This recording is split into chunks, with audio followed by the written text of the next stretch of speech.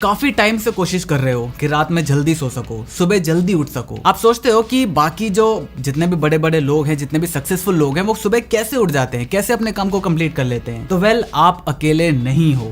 हर 3 में से 2 इंसान ऐसा है आज के टाइम में जो नाइट आउल है। एक तरह से मतलब वो रात में ज्यादा काम करता है या फिर रात में ज्यादा देर तक जगता है। अब night owl versus morning person, ये एक कंप्लीटली डिफरेंट टॉपिक है। इसके ऊपर कई डेकेड से रिसर्च चल रही है कि कौन लोग ज्यादा प्रोडक्टिव हैं। लेकिन अगर आप अपनी स्लीप शेड्यूल को ठीक करना चाहते हो या फिर आप चाहते हो कि आप अच्छी नींद ले सको, तो इस वीडियो से आपको थोड़ा बहुत तो कुछ जानने को जरूर मिल सकता है। देखो, नींद में भी 2 चीजें हैं, एक क्वालिटी ऑफ नींद, दूसरी क्वांटिटी ऑफ नींद। ये दोनों ही अपने आप में इंपॉर्टेंट है। आपने देखा होगा कि कई लोग ऐसे हैं जो सिर्फ 6 घंटा सोते हैं और वो काफी ज्यादा प्रोडक्टिव रहते हैं, पूरे दिन उनको कोई थकान वगैरह नहीं होती। वहीं पर आप या हम जैसे लोग जो 10-10 घंटे 8-8 घंटे सोते हैं, लेकिन फिर भी पूरा दिन हमारा थकान से जाता है। तो यहाँ पर क्वांटिटी से ज्यादा क्वालिटी ऑफ स्लीप पर आपको फोकस करना चाहिए। तो आज की वीडियो में मैं कुछ ऐसे ही साइंटिफिक चीजें आपको बताऊंगा जो साइंटिस्ट ने रिकमेंड करी हैं, मैंने नहीं। ये मैंने किसी बुक से पढ़ी है, कहीं आर्टिकल से उठाई है, वहां से इन सारी इन्फॉर्मेशन को कलेक्ट करके मैं आपके लिए लेकर आया हूं। तो चलिए जल्दी से वीडियो को शुरू करते हैं। अगर आप लगातार 16 घंटे तक जगे रहोगे तो आपका ब्रेन फेल होना शुरू हो जाएगा। फेल का मतलब आपकी जो कॉग्निटिव एबिलिटीज हैं, डिसीजन मेकिंग, परफॉर्मेंस, फोकस, ये एबिलिटीज एबिलिटीज आपकी कम होने लग जाएंगी।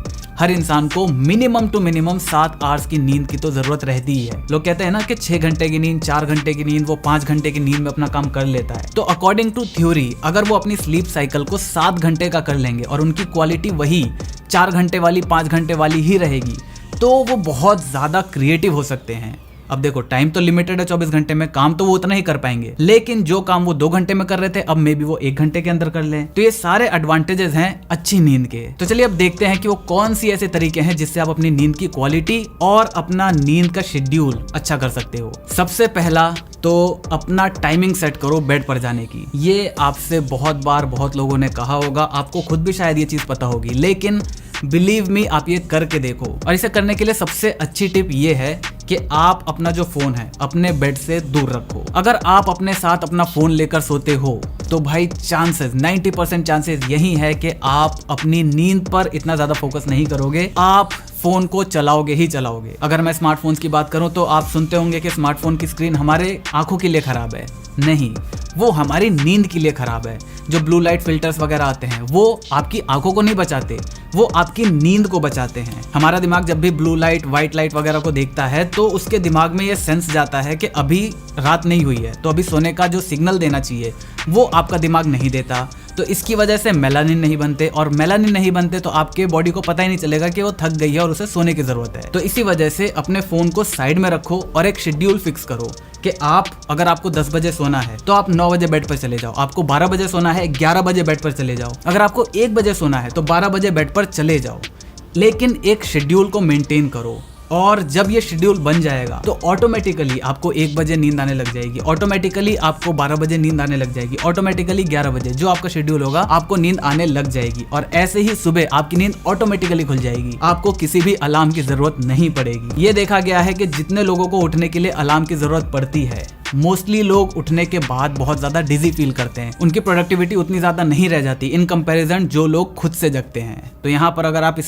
शेड्यूल को मेंटेन करोगे तो आपको अलार्म की जरूरत नहीं पड़ेगी और आप एक अच्छी क्वांटिटी की स्लीप अच्छी क्वालिटी के साथ ले पाओगे। अब पहला स्टेप तो आपने ले लिया फोन को दूर रख के। दूसरा स्टेप आप क्या ऐड कर सकते हो इसके अंदर ताकि आपको जल्दी नींद आए? आप एक बुक ले सकते हो, कोई सी भी अपने मनपसंद जॉनरा की बुक लो, उसको अपने बेड पर हमेशा रखो। जैसे ही आपके सोने का टाइम हुआ आप उसको लेके थोड़ा सा पढ़ना शुरू कर दो। इससे हम सबको पता है पढ़ने से कितनी ज्यादा नींद आती है, तो चांसेस है कि आपको भी नींद आ जाएगी। Number 2, create a very dark environment. अब यहाँ पर ये चीज पहले पॉइंट को कॉन्ट्राडिक्ट कर सकती है, मतलब तरीके को कॉन्ट्राडिक्ट कर सकती है कि बुक्स लेकर अगर मैं जाऊंगा पढ़ने के लिए थोड़ी तो लाइट चाहिए होगी। तो यहाँ पर साइंटिस्ट तो ये कहते हैं कि अगर आपके रूम में थोड़ी बहुत लाइट है तो चांसेस है कि आपको उतनी अच्छी नींद नहीं आएगी इन कंपैरिजन टू अगर आपका रूम कंप्लीटली डार्क है। तो यहाँ पर ये जो बुक वाली चीज है वो केवल वही लोग अपनाएं जिनको नींद बिल्कुल भी नहीं आती। लेकिन जो लोग ऐसे हैं जो बेड पर जाने के बाद थोड़ी कोशिश करते हैं तो उनको नींद आ जाती है, तो उनको रिकमेंडेशन यही है कि आप बुक लेकर मत जाओ, आप जो लाइट है वो किसी भी तरह की लाइट अपने रूम में मत रखो, उसको पूरा डार्क रूम करके रखो ताकि आपको जल्दी नींद आ सके। बहुत सारे लोग मैंने देखा है वो लोग अपने रूम में बहुत ही हल्की सी येलो कलर की लाइट जला लेते हैं एक एम्बियंस क्रिएट करने के लिए। वो चीज आपके दिमाग को कहीं ना कहीं हिंट देती है कि अभी सोने का टाइम नहीं हुआ है। जितनी अच्छी और जितनी गहरी नींद आपको एक कंप्लीटली डार्क रूम में मिलेगी,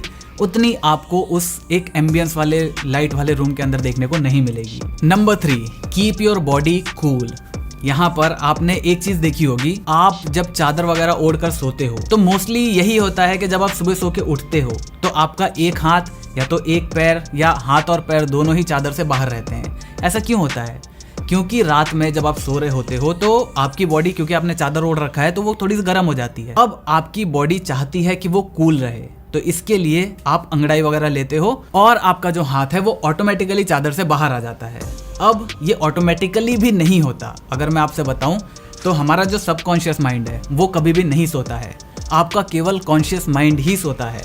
सबकॉन्शियस माइंड को पता है कि आपने चादर ओढ़ रखा है, बॉडी को गर्मी लग रही है, उसने आपके सबकॉन्शियस माइंड से कहा भाई गर्मी लग रही है, तो अब उसने रिएक्ट करा और उसने आपकी बॉडी मूवमेंट करवाई, तब जाकर आपने अंगड़ाई ली और आपका जो हाथ पैर है वो चादर से बाहर आ पाया। इवन यहाँ पर लंदन की एक यूनिवर्सिटी में रिसर्च भी करी गई है। 2 लोगों के ग्रुप को डिवाइड करा गया, एक ग्रुप को कई रातों तक चादर से उड़ाकर सुलाया गया, एक ग्रुप को वैसे ही सुलाया गया बिना चादर के। तो ये देखा गया कि जो बिना चादर के सो रहे थे उनके दिमाग में जो एक्टिविटीज हो रही है, उनके दिमाग में जो इलेक्ट्रिकल सिग्नल्स बन रहे थे ड्यूरिंग द स्लीप, वो काफी ज्यादा कम थे इन कंपैरिजन टू जो लोग चादर ओढ़ कर सो रहे थे। तो यहाँ पर ये चीज साइंटिफिकली प्रूव्ड है कि अगर आपकी बॉडी थोड़ी ठंडी रहेगी तो उसको नींद अच्छी आएगी और उसकी क्वालिटी इंप्रूव होगी। अब यहाँ पर ऐसा बिल्कुल भी नहीं है कि सर्दियां चल रही हैं और आप बिल्कुल एसी चलाकर या फिर आप अपने रूम को बहुत ही ज्यादा चिल्ड करके सो, नहीं, ऐसा भी नहीं करना चाहिए। अगर आप अपने रूम को बहुत ज्यादा ठंडा कर दोगे तो ये भी आपकी बॉडी के लिए इतना ज्यादा सही नहीं रहेगा और आपकी क्वालिटी ऑफ नींद जो है उसमें थोड़ा सा आपको कॉम्प्रोमाइज देखने को मिल सकता है। इसके बाद नेक्स्ट स्टेप आता है avoid any kind of caffeine और एल्कोहल आफ्टर 2 PM। देखो, मैंने पहले भी बता रखा है हमारा जो दिमाग है वो कॉफी या कैफीन के ऊपर कैसे रिएक्ट करता है। हमारे दिमाग के अंदर एडिनोसाइन A1, एडिनोसाइन A2 ये दोनों होते हैं। ये दोनों आपस में कनेक्शन बना के एक जनरल एनर्जी की फॉर्म जो है, एक लीनियर एनर्जी की फॉर्म बनाते रहते हैं। लेकिन जब कॉफी आप पीते हो, कॉफी के अंदर होता है कैफीन। ये कैफीन क्या करता है, आपकी एडिनोसाइन के साथ जाकर कनेक्शन बना लेता है। तो आपका एडिनोसाइन A1 और A2 ये दोनों आपस में नहीं बना पाते। A1 कैफीन के साथ बनाता है और A2 जो है वो भी कैफीन के साथ बनाता है। इससे जो आपकी एनर्जी लेवल जो लीनियर बढ़ रही थी या लीनियर जा रही थी, उसमें एक अचानक से ब्रेक थ्रू आ जाता है, वो काफी ज्यादा बढ़ जाती है। आपके दिमाग में जो इलेक्ट्रिकल सिग्नल्स हैं वो काफी ज्यादा बनने लगते हैं, दिमाग की एक्टिविटी बढ़ जाती है। तो इस वजह से आपने ये देखा होगा कि लोग सुबह उठने के बाद तुरंत कॉफी पीते हैं ताकि उनको नींद ना आए या फिर वो थोड़ा और ज्यादा फोकस हो जाए, प्रोडक्टिव हो जाए। तो इसका यही रीजन है कि उनकी एनर्जी काफी ज्यादा बढ़ जाती है। एक बार दिमाग की एनर्जी बढ़ गई, उसमें एक्टिविटी बढ़ गई, तो ऑब्वियसली आप दिन की शुरुआत अच्छा कर सकते हो। लेकिन यही चीज अगर आप 2 बजे के बाद करते हो तो ये चीज आपके नींद के लिए खराब हो सकती है। अब यहाँ पर रिसर्च तो 2 बजे का कहती है, लेकिन मेरे हिसाब से आप 4 बजे 5 बजे तक आराम से कॉफी पी सकते हो, लेकिन 6 बजे के बाद मैं रिकमेंड नहीं करूंगा कि आप कॉफी पियो। अब यहाँ पर कई लोगों का एक और सवाल होगा, मेरे दोस्तों का भी है, इसीलिए मैंने बताया कि वो क्या है, वो 11 बजे कॉफी पीते हैं, 12 बजे कॉफी पीते हैं, कॉफी पीने के तुरंत बाद उनको अच्छी खासी नींद आ जाती है, ऐसा क्यों? तो यहाँ पर कैफीन का जो असर है उसको होने में अराउंड 2 से 3 घंटे लगते हैं। तो अगर आप ऐसे बंदे हैं जो रात में कॉफी पीने के बाद सोते हो तो डेफिनेटली आपकी जो क्वालिटी है वो तो अच्छी नहीं होगी नींद की। आप खुद ये चीज नोटिस करो, 1 हफ्ते तक ट्राई करो, कॉफी पीने के तुरंत बाद सो, सुबह उठो, देखो आपके अंदर वो एनर्जी रहती है या नहीं रहती, और फिर 1 हफ्ते बाद इस चीज को बंद करो और उसके बाद देखना आपका नींद का जो टाइमिंग रहेगा वो बिल्कुल सेम रहना चाहिए। आप देखना कि कौन सी कंडीशन में आप ज्यादा एक्टिव थे सुबह उठने के बाद, जब आप कॉफी पी के सो रहे थे तब या फिर बिना उसके। और रही बात अल्कोहल की, तो ये देखा गया है कि अल्कोहल की वजह से जो लोग अल्कोहल पीकर सोते हैं वो लोग अपनी REM में नहीं जा पाते, मतलब रैपिड आई मूवमेंट स्टेट में। हमारी जो नींद की स्टेट होती है वो अलग अलग होती है, स्टेज 1, स्टेज 2, स्टेज 3 और REM, रैपिड आई मूवमेंट। ये वाली जो स्टेज है ये आपकी सबसे गहरी नींद वाली स्टेज होती है, जहां पर आप सपने वगैरह देखते हो। तो जनरली ये देखा गया है अल्कोहल पीने वाले लोग इस स्टेज में नहीं जा पाते, इसीलिए आपको रिकमेंड नहीं करा जाता कि 2 बजे के बाद आप अल्कोहल को कंज्यूम करो। इसके बाद आपका सोने का तो चलो हो गया, लेकिन उठने के बाद आप एक्टिव फील करो, आप पूरा दिन आपका अच्छा जाए, उसके लिए रिकमेंडेशन यही है कि उठने के बाद आप अपने बेड को या तो हटा दो या फिर आप बेड पर पड़े मत रहो। कुछ टाइम तक मैं भी यही करता था, सो के उठने के बाद हमारा जो फोन है ये हमारे साथ रहता है। तो जैसा कि मैंने पहले स्टेप में ही बताया आपको कि भाई फोन को अपने बेड से दूर रखो, तो जब आप उठोगे तो आप डायरेक्ट फोन को यूज नहीं कर पाओगे। अगर आपने फोन देखा तो चांसेस यही है कि आपके 30 मिनट 40 मिनट कहीं नहीं गए। और अगर आप ऐसा करते हो तो डेफिनेटली आपका जो दिन है वो पूरा उतना अच्छा नहीं जाएगा जितना जा सकता था। इसके बाद जो आखिरी टिप है हमारी वो सबसे ज्यादा इंपॉर्टेंट है और वो है फिजिकल एक्सरसाइज। अगर आप फिजिकल एक्सरसाइज करते हो तो बहुत ज़्यादा चांसेस है कि आपकी जो क्वालिटी होगी नींद की वो काफ़ी अच्छी होगी। आपने खुद उसकी क्वांटिटी को लेकर या फिर किसी तरीके से अपने स्लीप को डिस्टर्ब कर रहे होगे आप, इस वजह से आप उतने ज़्यादा प्रोडक्टिव नहीं हो। लेकिन अगर आप फिजिकल एक्सरसाइज करते हो, आप अपनी डाइट को अच्छा रखते हो, मतलब आपने जितनी कैलोरीज बर्न करी, जितने मिनरल्स बर्न करे, आप उसको वापस कंज्यूम कर रहे हो अपने डाइट के थ्रू, तो बहुत ज़्यादा चांसेस है कि आपकी नींद ऑटोमेटिकली अच्छी हो जाएगी। फिर आप उस फोन को अपने साथ लेकर सो या फिर मत सो, कोई भी टेंशन की बात नहीं है। आपका जो रूम का टेम्परेचर है वो इतना ज्यादा ठंडा ना हो तो भी आपकी क्वालिटी ऑफ नींद बहुत अच्छी रहेगी। तो इसी वजह से अपनी जो डेली रूटीन है उसके अंदर फिजिकल एक्सरसाइज को जरूर ऐड करो और ट्राई करो कि शाम के टाइम में अगर आप ये करोगे तो ज्यादा अच्छा है, क्योंकि आप थक के आओगे। आप जब डाइट वगैरह लोगे उसके बाद थके हुए जब आप सो जाओगे तो जो डाइट आपने ली है, जो भी खाना पीना लिया है, वो आपकी फिजिकल रिकवरी के लिए भी काफी अच्छे तरीके से काम करेगा और आपका जो फिजिकल स्ट्रेंथ है वो भी बढ़ेगा, आपकी नींद की क्वालिटी भी बढ़ेगी। तो ये एक विन विन सिचुएशन है। तो अगर कोई मुझसे ये पूछता है कि सुबह जिम जाना चाहिए या शाम को जिम जाना चाहिए, तो मैं रिकमेंड करता हूँ कि शाम को जाना चाहिए। तो बस ये थे वो कुछ साइंटिफिक पॉइंट्स जो मैंने अलग अलग जगहों से इकट्ठा करके आपको बताए हैं। ये मैं खुद भी इंप्लीमेंट कर रहा हूँ क्योंकि मेरी भी स्लीप शेड्यूल इतनी अच्छी नहीं है। तो अगर आपको वीडियो पसंद आई, वीडियो को लाइक कर देना, चैनल पर नए चैनल को सब्सक्राइब कर देना, क्योंकि हम ऐसे ही ज्ञान बांटते रहते हैं। मैं मिलता हूँ आपसे अगली वीडियो में, तब तक जय हिंद, वंदे मातरम।